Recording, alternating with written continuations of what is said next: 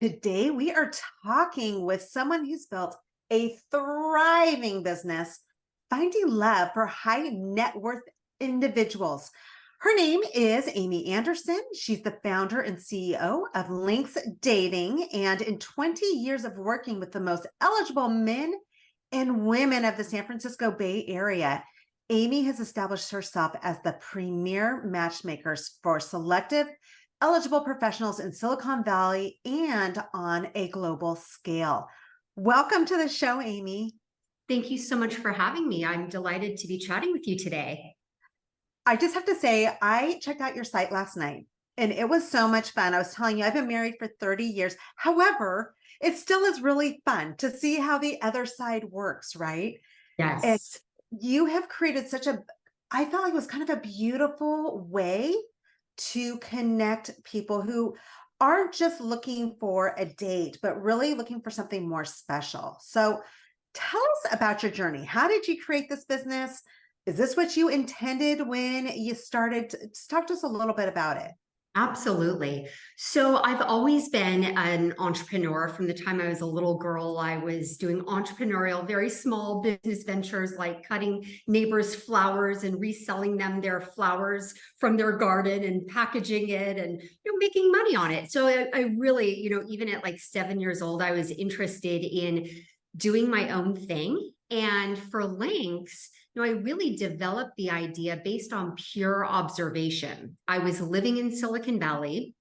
Time frame is around 2000 time frame, when I was observing a really unusual disparity in the ratio of eligible men to women in Silicon Valley. A lot of men, a dearth of single females, and a huge population of women in San Francisco who I had identified that were really struggling to locate a good guy who wanted a commitment, something monogamous, something long-term. So as a young entrepreneur back then, it was really kind of based on that observation, based on the social landscape, identifying the market. And that was kind of my aha light bulb moment. Okay, there's something here. So most of the people who I talk to who build a business when they find a need tend Yeah. to be very successful, right? So how long did it take you to curate the idea behind the business? Was it always really clear to you, or did it kind of evolve? So I think that's a great question. I think it was very clear that there was an opportunity. And then that's when the excitement for me came, where I started, using the internet. This is, I think, almost pre-Google, to be honest. So I can't say Googling around. So I was, going on the World Wide Web, trying to find, information about, like, were there other matchmakers, or would this be a online play? Like, what was it? And I didn't really know at the time, but I knew that there was an opportunity. So to be honest with you, it really took a few years of tinkering with the idea and evolving it and understanding the competitive, indirect and direct competition, kind of that landscape in the Bay Area, trying to understand who the other players were in the industry, if there were any. So then ultimately I'd be way better positioned and confident if I was actually going to start this thing. But that took a lot of work, a lot of prep work. So let me ask you this. Did you go to school to become were you a business major, or do you have something unique within you that showed you how to decipher how to set up a business that is prone for success? I was not a business major, but my father, I think growing up, I was in a home of business individuals. My mom's an artist selling her art. My dad was a business guy when he was working. Now he's retired. So I was, I suppose, really raised in a house to kind of understand just some of the basics. But I think for me, like the minute I was born, I had a fire in my belly, just knowing that I was a little bit different, and I hope different in a good way. And I think that's really kind of, just that burning desire to want to do your own thing.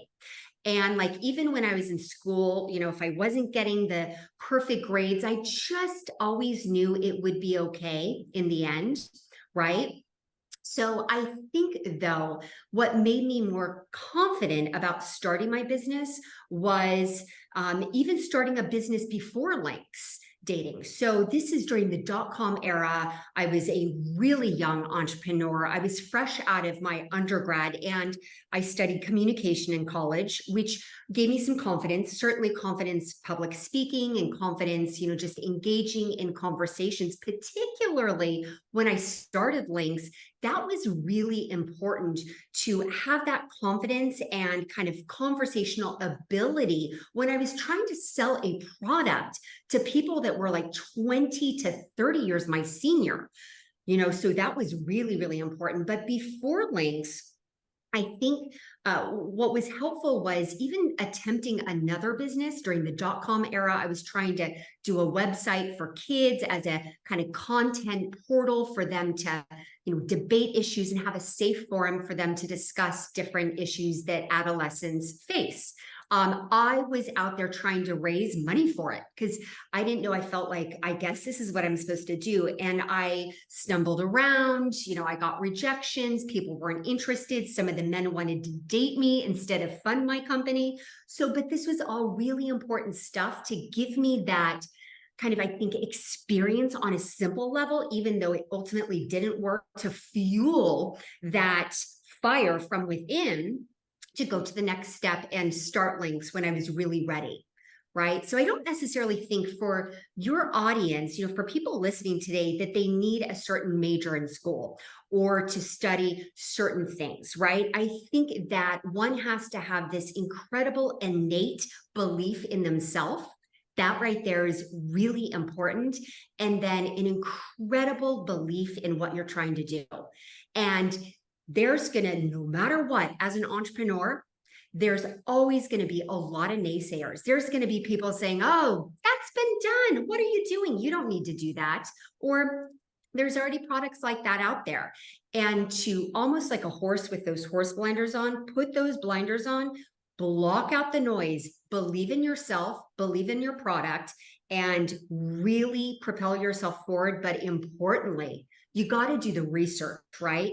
And that's kind of what I did for many years, doing the research to understand the landscape and go to my competitors, understand how they run their business, kind of become a customer of different businesses. So you understand kind of the operations, or if you're trying to launch a food company, kind of understand, taste the cupcake, right? To understand like how other people are creating their products, right? And then once you have enough data, then you can kind of get down to the practical nature of how to even start this. So I'm hearing from you lots of research and have strong communication. Yes. And conviction. Conviction. Those things. Yes, conviction is really important. That belief in yourself, because again, there's always going to be naysayers and people trying to deter you or detract you, or sometimes that can be your partner, right? When I developed the idea for my business, I was so excited. I told my boyfriend at the time, honey, I've just come up with this idea for people to connect. And he said verbatim, you are not allowed to do that as long as we're together. And I was devastated. At the time, I didn't know, what's this man talking about?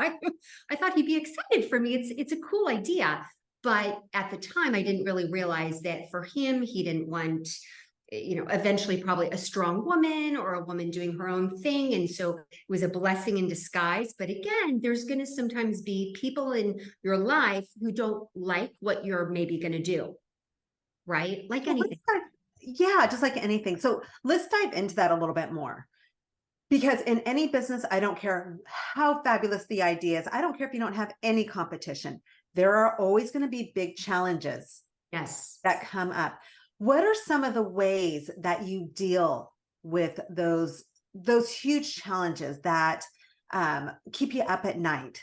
Or when there's times where you just don't know what to do? What are some of your steps, or what are some of the tools that you use to help you in those areas?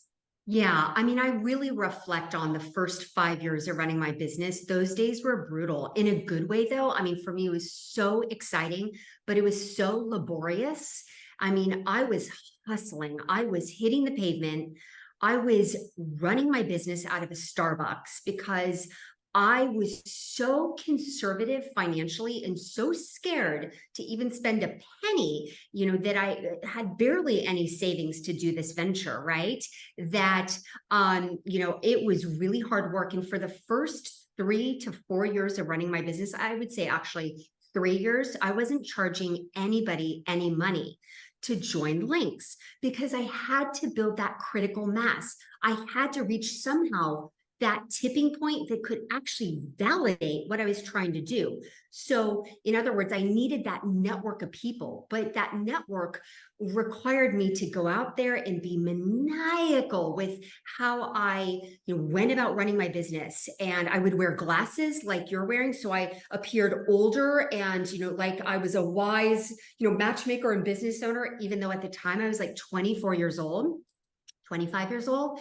And I would interview on average about 10 people a day out of a Starbucks because I didn't have the capital to have my own office. I didn't even have the capital or the desire to have business cards printed. I had no web presence.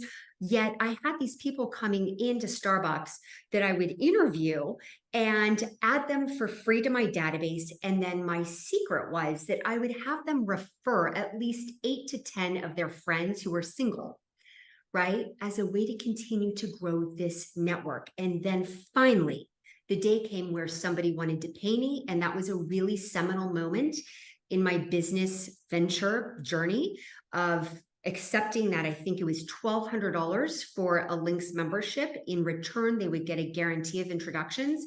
And then I've never really looked back, right? But the first few years were really hard work, but also as an entrepreneur, the most just fulfilling and gratifying time, because that's the exciting part. It's rough and there's times where you're going to cry yourself to sleep, but it's amazing. Amazing. So did you know, so this was all part of your plan. You knew that in the beginning, you were not going to charge until you got to a certain level of clientele. And then you would start charging. And then I'm guessing you knew that your price would be going up. That's correct. As you grew. Okay. Yes. That was all part of the master plan.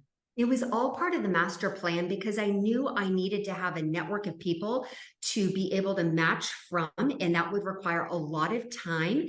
And in the meantime, it was really important for me to create and kind of gain that positive reputation. And that's why I was always like very maniacal about how I ran my business, just kind of the pleasantries, the way I always showed up way ahead for any meeting. I would sit there, I'd stand up when the person walked in, I'd shake their hand, I maintained good eye contact. I really wanted people to take me seriously, even though quite frankly, I didn't have a lot of credibility because I was just building my business. But you have to start somewhere, right?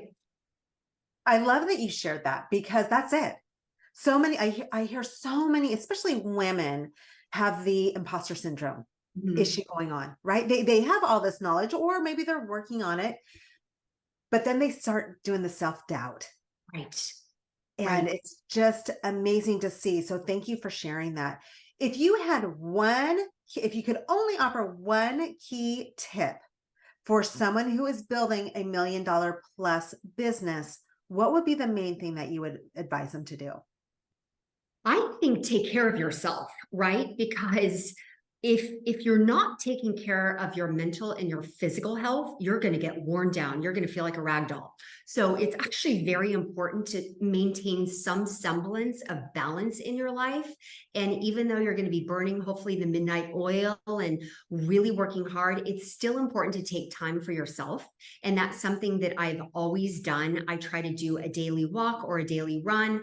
I try to do a little bit of mindful meditation, even just like getting a good night's sleep. These are things that are really important because if you're not operating at your absolute optimal self, people are going to feel that. They're going to see that, viscerally, they're going to see that. You're going to feel that, and you're not going to be closing deals, right? So you got to be a well-oiled machine. And that starts with yourself and taking care of yourself. Drink your water, have a good diet, and all those important things. Physical exercise. Yeah. Could not agree more. Could not. Physical exercise is my therapy. Yes. Could not agree more. So where can people, if someone is single and they are looking for a high level relationship, where can they go? Absolutely. So they can go to my website, which is www.linxdating.com, which is LINXDATING.com. And there's wonderful ways to participate passively where there's actually no fees. You can just add your information to our private database. Or if you want to become a client where you get a guarantee of matches, you can definitely talk to me about that too. Wonderful. Thank you so much for being here with us, Amy, and sharing your amazing wisdom. Oh, my pleasure. It's been so nice chatting with you. Thank you. To be the best, you need to play with the best. You might not have your own personal high level circle of women yet, but you can hang with us on the Female Millionaire Show. I'm Midori Verity, serial entrepreneur for over 25 years, and I interview badass female founders and cut through to what you really need to know. So in 20 minutes, you have what can take years to learn. If you're wanting to play bigger, come play with us. Join the female entrepreneur revolution today. Cheers.